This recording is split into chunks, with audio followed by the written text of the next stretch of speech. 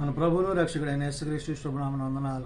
ప్రియదేవుని సంగమా, ప్రియదేవుని బిడ్డలారా, ఉదయకాల సమయం మరి ఒకసారి దేవుని వాక్యాన్ని ధ్యానించుకున్నాను. ముందుగా ప్రార్థన చేసుకుందాం. ప్రార్థన. కృపగల తండ్రి, దయగల మా యేసయ్య, నీ బంగారు పాదాలకు లెక్కలేని వందనాలు, స్తుతులు, స్తోత్రములు. గడిచిన రాత్రి అంతా నీ రెక్కల చాటున కాపాడి సంరక్షించిన దేవా, ఉదయకాల సమయం నీ సంధానంలో చేరి ప్రార్థించుండగా నీ సన్నిధి కాంతి, నీ సహాయం మాకు దయచేయమని, వాక్యమైన దేవుడు వాక్యం ద్వారా మాతో మాట్లాడమని యేసు ఉన్నత నామమున అడిగి వేడుకుంటున్నాను తండ్రి. ఆమేన్. ప్రియదేవుని సంగమా, ప్రియదేవుని బిడ్డలారా, నేడు దినకు ఏర్పాటు చేయడం దీని వాక్య భాగము యోబు గ్రంథము 35వ అధ్యాయము 6, 7, 8, 9 వచనాలను ధ్యానం చేసుకుందాం. యోబు గ్రంథము 35వ అధ్యాయము 6, 7, 8, 9 వచనాలు.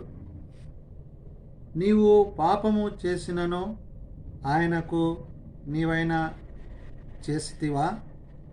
నీ అతిక్రమములు విస్తరించినను ఆయనకు నీవేమైనా చేసితివా? నీవు నీతిమంతుడవైనను ఆయనకు నీవేమైనా ఇచ్చుచున్నావా? ఆయన నీ చేత ఏమైనాను తీసుకొనునా? నీ వంటి మనుష్యునికే నీ చెడుతనపు ఫలము చెందును, నరులకే నీ నీతి ఫలము చెందును. అనేకులు బలాత్కారము చేయటం వలన జనులు కేకలు వేయుదురు, బలవంతుల భుజబలమునకు భయపడి సహాయము కొరకై కేకలు వేయుదురు. ప్రియదేవుని సంగమా, ప్రియదేవుని బిడ్డలారా, ఏలీహు యోబును ఉద్దేశించి మాట్లాడుతున్న మాటలు అంటే యోబు యొక్క జీవితంలో అతడు చేసిన పనులను బట్టి, అతడు చేసిన ఆలోచన విధానాన్ని బట్టి దేవుడు అతన్ని శిక్షిస్తున్నాడు. దేవునికి అతడు సరైన రీతిలో ప్రవర్తించకపోవడం వల్ల అతడు నేడు దేవుని యొక్క ఉద్దేశాల యందు యథార్థత లేకపోవడం వల్ల అనేకమైన కష్టాలు, శ్రమలు అతనికి అనుభవిస్తున్నాడు.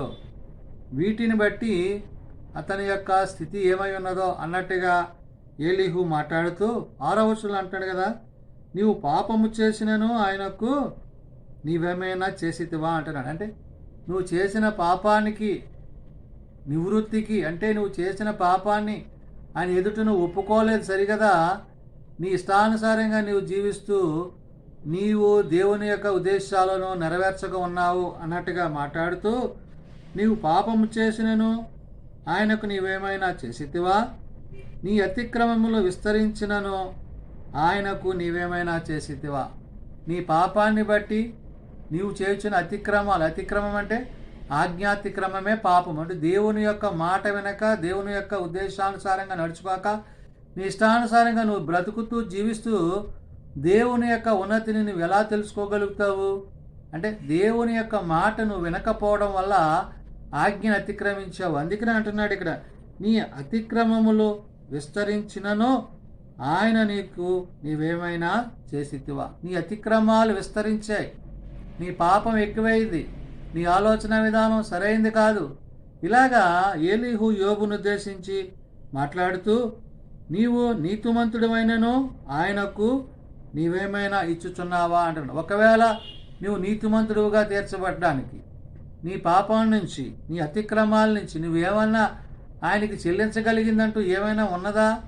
అంటే నీవు ఆయన ఉద్దేశానుసారంగా జీవించక, నువ్వు ఆయనకు మాటకు వ్యతిరేకంగా నీ జీవించి నేడు ఆయన ఎడల కృప కోసం ఎలా నువ్వు కనిపెట్టగలుగుతావు అన్న ఉద్దేశాన్ని ఇక్కడ ఏలీహు తెలియచేయచ్చు. నీవు నీతిమంతుడవైనను ఆయనకు నీవేమైనా ఇచ్చుచున్నావా? ఆయన నీ చేత ఏమైనానో తీసుకొనునా? నువ్వు ఇస్తే తీసుకోవడానికి ఆయన ఏమైనా సిద్ధంగా ఉన్నాడా? అంటే ఏంటి? నీవు చేసిన పాపానికి, నీవు చేసిన తప్పుకి, నీవు చేసిన అతిక్రమానికి నువ్వు పశ్చాత్తాపం పొందకుండా నువ్వు ఏదైనా ఆయనకి ఇవ్వగలిగేదంటూ ఏమైనా ఉన్నదా అసలు ఆయన దగ్గర? నువ్వు చెల్లించి ఏ విధంగా నువ్వు ఆయన యొద్ద నుండి నువ్వు ఆ యొక్క ప్రతిఫలాన్ని పొందుకోగలుగుతావు? ఏ విధంగా నీ యొక్క బలహీనత నుంచి విడిపింపబడుగుతావు? ఈ విధంగా ఏలీహు యోబును ఉద్దేశించి మాట్లాడుతూ, ఆయన నీ చేత ఏమైనా తీసుకునునా?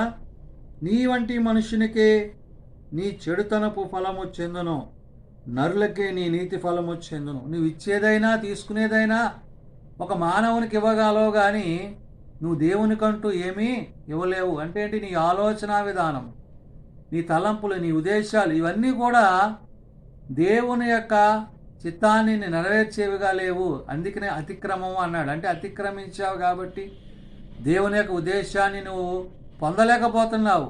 కాబట్టి నేడు నీవు నీ విధమైన బలహీనతలో, శారీరక రుగ్మతలో, ప్రతిదీ కూడా నీకు కలిగింది ప్రతిదానికి నీకు ఏంటంటే నువ్వు ఇతరుల పట్ల చేసిన విధానం ఏదైతే, అందుకనే ఇతరుల గురించి మాట్లాడు. నీ వంటి మనుష్యునికే నీ చెడు తనుపు ఫలము చెందును అంటాడు. నీ వంటి మనుష్యుడు అంటే నువ్వు ఎలాగైతే ఆలోచన చేస్తున్నావో అవతలవాడు కూడా అదేవిధంగా నిన్ను గురించి ఆలోచన కలిగి ఉంటాడు. నీ చెడ్డ ఆలోచనలు, నీ చెడ్డ తలంపులు, నీ అతిక్రమము, నీ పాపము, నువ్వు చలంచే విధానం ఏదైతే ఉందో అది సరైనది కాదు అన్నట్టుగా చెప్తూ నరులకే నీ నీతి ఫలము చెందును. ఒకవేళ నువ్వు మేలు చేసినా అది నరుడికే చేస్తున్నా కానీ దేవునికంటూ నువ్వేమీ మేలు చేయలేవు కదా.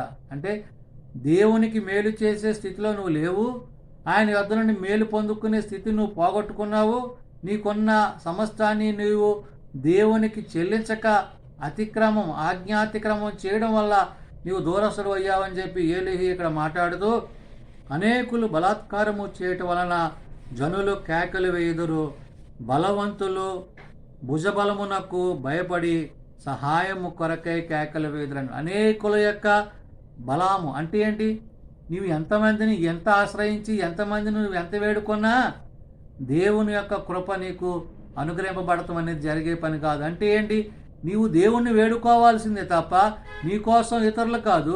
నీ అంతటి నీవే దేవుని సన్నిధిలో వేడుకుని ఆయన దగ్గర నుంచి నీవు విమోచింపబడాలి. అదే అన్నాడు, అనేకుల బలాత్కారము చేయటం వలన జనులు కేకలు వేదురు. అనేకుల యొక్క బలాత్కారం అంటే వారి యొక్క ఆలోచన విధానం సరిగా లేదనే విషయాన్ని నువ్వు గుర్తించు అని చెప్పి, బలవంతులు భుజబలమునకు భయపడి సహాయము కొరకై కేకలు వేస్తారు. అంటే వారి యొక్క ఆశ, వారి యొక్క కోరికలను తీర్చగలవేమో కానీ నీ యొక్క అతిక్రమాన్ని నువ్వు దేవుని ఎదుట ఒప్పుకోవాల్సిందే. నువ్వు చేసేది నరులకే చేయగలుగుతున్నావు కానీ దేవునికి చేయట్లేదు. అంటే నీవు దేవుని పట్ల యథార్థత లేకపోవడం వల్ల ఇవన్నీ నీకు సమకూర్చబడుతున్నావి, ఇవన్నీ నీకు అనుగ్రహింప అంటే నువ్వు దేవుని దగ్గర నుంచి పొందవలసిన ఆ యొక్క దీవెనకి నువ్వు దూరవస్తుడు అవుతున్నావు, అతిక్రమించావు, పాపం చేసావు. నీవు నేడు నీ బలహీనతలో ఈ విధంగా ఉన్నావంటున్నాడు. ప్రియదేవుని సంగమా, ప్రియదేవుని బిడ్డలారా, ఆజ్ఞ అతిక్రమం పాపము. అవును, దేవుని మాట వెనక దేవుని యొక్క ఉద్దేశానుసారంగా నడుచుకోక మనం జీవించినట్లయితే మనము త్రోవ తప్పిన వారంగా ఉంటాము. అయితే యోబు తన ప్రవర్తనలో యథార్థవంతుడే, కానీ అపవాది యొక్క ఉద్దేశాలు అతని మీద బలపరచబడ్డప్పుడు అతడు శారీరకంగా బలహీనుడయ్యాడు కానీ ఆధ్యాత్మికంగా చాలా విశ్వాసపరుడు. కాబట్టి ఈ విషయాలు ఏలీహు తెలియవు. కానీ ఏలీహు యోబును గురించి నువ్వు ఫలానా విషయంలో నువ్వు తప్పు చేసావు, ఫలానా విషయంలో నువ్వు ఈ విధంగా ఉన్నావు కాబట్టి నేడు దేవుని యొక్క ఉగ్రత, దేవుని యొక్క కోపం నీ మీదకి వచ్చింది, నువ్వు అతిక్రమించావు, ఆయన మాట వినలేదు అని ఇక్కడ ఏలీహు చెప్తున్నాడు. కాబట్టి మనం తెలుసుకోవాల్సింది, చేసుకోవాల్సింది ఏంటంటే క్రీస్తు యొక్క మాటలందు, దేవుని యొక్క ఉద్దేశాల యందు ప్రభువు మనకి ఏవైతే తెలియజేశాడో, ప్రభు ఏదైతే మనకు తెలియజేస్తున్నాడో దాని యందు మన మనసు కలిగి ఉంటే, మన ఆలోచనలో, మన తలంపులలో, మన ఉద్దేశాలలో ఆయన వాక్యానికి ప్రాధాన్యత ఇచ్చినప్పుడు తప్పక ఆయన చిత్తాన్ని మనం జరిగించేవారిగా ఉంటాము. తద్వారా ఆయన రాజ్యానికి వారసులు అవుతామనే విషయాన్ని ఉదయకాల సమయమున పరిశుద్ధాత్మ దేవుడు తెలియజేస్తున్నాడు. ప్రార్థన చేసుకుందాం. మహోన్నతుడా, కృపగల తండ్రి, దయగల మా ప్రభువా, మా పాపముల నుండి, మా అతిక్రమముల నుండి మేము తప్పింపబడాలంటే ప్రభువా మీ ఎదుట వాటిని మేము ఒప్పుకోవాలి. నాయనా, ఆజ్ఞాతిక్రమం పాపము కనుక నీ ఆజ్ఞల యందు మేము ఎట్టి రీతిలో జీవిస్తున్నామో, ఎట్టి రీతిలో వాటిని నాయనా మేము కలిగి ఉంటున్నామో మాకు తెలియట్లేదు. ఎందుకంటే ప్రభువా నీ వాక్యమునందు శ్రద్ధ కలిగి ఉండకపోతే ఆజ్ఞను అతిక్రమించడమే, ఆజ్ఞాతిక్రమమే పాపము. కాబట్టి నాయన యోబు విషయంలో ఏలీహు అదే మాట్లాడుతున్నాడు, నువ్వు అతిక్రమించావు, నువ్వు పాపం చేశావు కాబట్టి నేడు నీకు ఈ పరిస్థితి అంటున్నాడు. నిజమే నాయన, మేము పాపంలో పడిపోకుండా అజ్ఞానముగా మేము జీవించకుండా నీ జ్ఞానముతో, నీ వాక్యముతో మేము సరిచేయబడుతూ నీ యొక్క విశ్వాసాల్లో కట్టబడటానికి మాకు నీ కృప దయచేయండి. ఎందుకంటే నాయన ఇహమందును పరమందును నాయనా నువ్వు మాకు సంరక్షకుడిగా ఉన్నావు కాబట్టి నాయన ఈ లోకంలో మేము జీవించాలన్నా బ్రతకాలన్నా నీ కృపయే ఉన్నదనే విషయాన్ని మేము గుర్తెరిగి మా పాపములన్నీ, మా అతిక్రమాలను మేము బయటపడి విశ్వాసంతో కట్టబడుతూ నాయన ప్రార్థన వాక్యము ద్వారా స్థిరపడటకు మాకు దయచేయండి. బలహీనలను బలపరచండి, రోగులైన వారిని స్వస్థపరచండి, హాస్పిటల్స్ వద్ద, ఇండ్ల వద్ద, క్వారంటైన్లో ఉన్న ప్రత్యేకంగా నేను మీరు దర్శించండి. జన్మదినాలు, వివాహ దినాలు, ఆయా కుడికల కుటుంబాలు ప్రత్యేకపరచండి. దినమంతా నీ కాపుదల, నీ సంరక్షణ, నీ సహాయం మా అందరికీ దయచేయమని, మీ కృపతో నింపమని యేసు ఉన్నత నామమున అడుగుచున్నాం తండ్రి. ఆమెన్. పరలోకమందున్న మా తండ్రి, నీ నామం పరిశుద్ధపరచబడగాక, నీ రాజ్యం వచ్చుగాక, నీ చిత్తం పరలోకమందు నెరవేర్చినట్లు భూమి మీద నెరవేరుగాక. మా నిజం ఆహారాన్ని మాకు దయచేయం. మరి అలా ప్రార్థన చేసిన వారిని మేము క్షమించి ఉన్న ప్రకారం మా ప్రార్థనలను క్షమించము. శోధనలు ఏకాదశులను తప్పించము. రాజ్యము, శక్తి, మహిమ నిరంతరము నీవే అన్నవే. ఆమెన్. మన పరమ తండ్రి అయిన దేవుని ప్రేమ, ప్రభువైన యేసుక్రీస్తు కృప, పరిశుద్ధాత్మ నిత్య సహాయం నిరంతరము సదాతోడే నడిపించుగాక. ఆమెన్.